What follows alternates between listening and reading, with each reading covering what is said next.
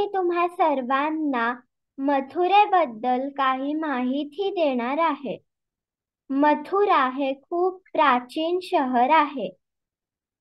या शहरामध्ये कृष्णाचा जन्म देखील झाला आहे. आणि ज्या तुरुंगात कृष्णाला म्हणजे त्याच्या आई-बाबांना टाकलं, जेव्हा कृष्णाचा जन्म झाला तेव्हा त्याचं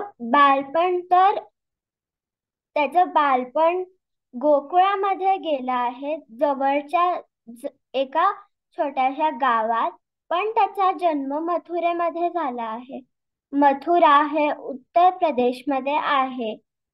आणि जसं दिल्ली आणि आग्रा यमुनेला लागून आहे, तसंच मथुरा पण यमुनेला लागून आहे, यमुनेच्या किनाऱ्याला. या मंदिरामध्ये कृष्णाच्या खूप संत देखील गेले आहे, जसं की चैतन्य प्रभू आणि महाकवी सूरदास. जिथे जे तुरुंग होतं, जिथे त्याच्या आई-बाबांना कंसाने टाकलं होतं, ज्या तुरुंगात, तिथेच आता हे प्राचीन आणि खूप सुंदर कृष्णाचं मंदिर देखील आहे. आता या नगरीवर आधी लावण्यासूर असा एक दैत्य होता, त्याचं शासन होतं. मग लावण्यासुराला शत्रुघ्न नावाच्या एका राजाने मारून टाकलं, त्याचा वध केला आणि ते शहर म्हणजे मथुरा त्याच्या कब्जात घेतलं. मथुरेचं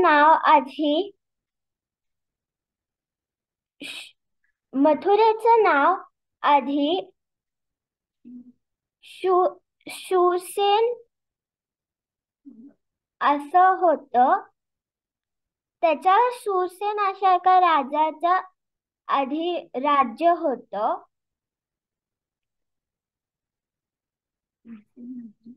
आणि मग म्हणून त्याचं नाव शूरसेन नगरी असं झालं.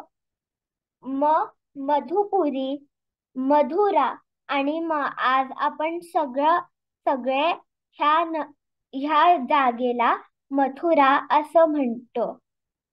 ह्या मंदिराला